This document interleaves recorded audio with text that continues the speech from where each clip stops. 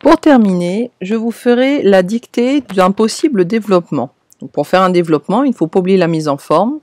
Je préciserai du coup les sauts de ligne et les alinéas, ne les oubliez pas. Alors je commence. Sautez une ligne, faites un alinéa. La première perception adoptée est celle propre au naturalisme que Émile Zola exploite afin de dénoncer les conditions de vie des mineurs dans cet extrait. Tout d'abord en développant le réalisme, ensuite en insérant des critiques discrètes, enfin en créant à travers cela une déshumanisation des personnages.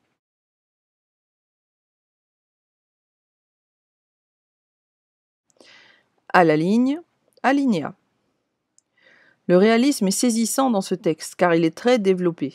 À travers le champ lexical de la mine, on trouve les mots, entre guillemets, puis, descente, baraque, moulineur, qui permettent d'imaginer facilement le décor dans lequel évolue Étienne Lantier. Des détails sur les habitudes ancrent le récit, entre guillemets, dès 4 heures, sans un bruit, jusqu'à 40 d'un coup. Point.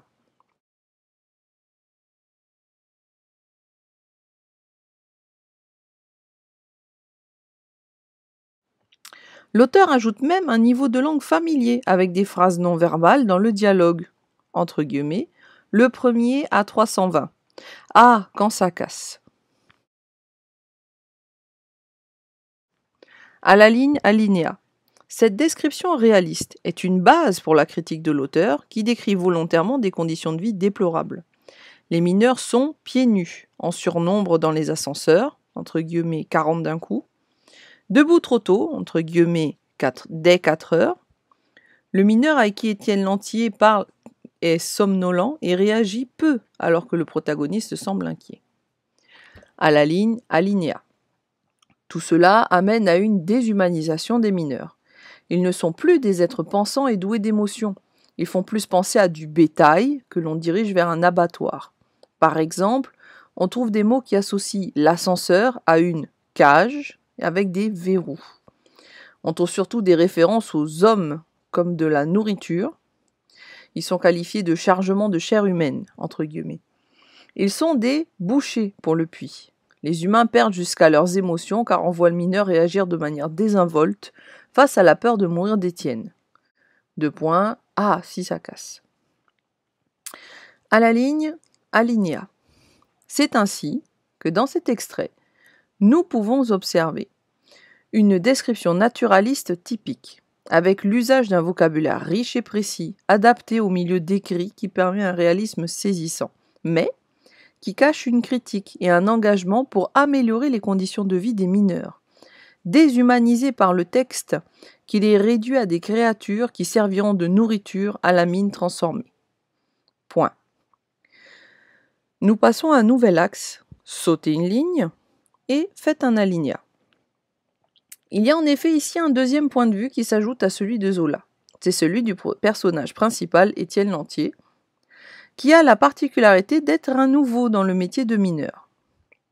Ce regard novice permet de créer une ambiance nouvelle qui accentue l'angoisse du personnage. D'abord en transformant la mine en monstre épique, puis en exagérant la différence de taille et de puissance des deux entités, et ainsi en créant, surtout dans le dialogue, une peur sourde qui accompagne le protagoniste et le lecteur.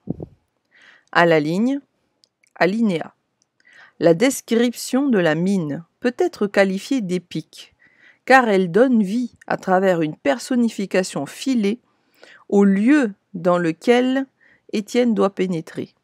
Le puits et la mine deviennent un monstre, avec un gosier, une gueule, des boyaux.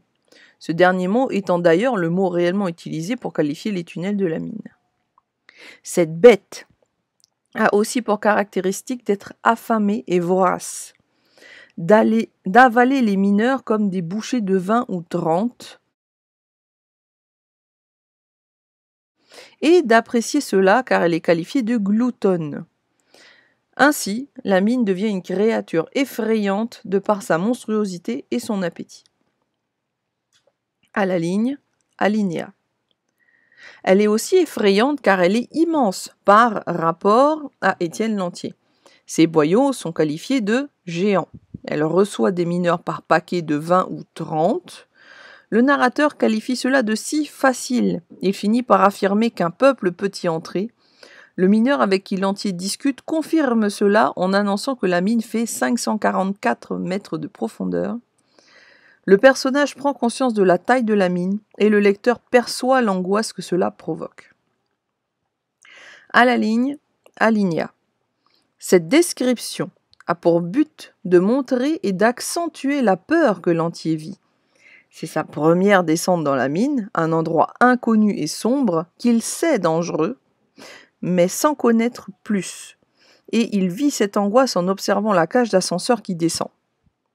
Cette peur est bien plus voyante lorsque le dialogue a lieu, car Lantier pose plusieurs questions. Il a donc l'ascendant sur le dialogue et exprime ses inquiétudes.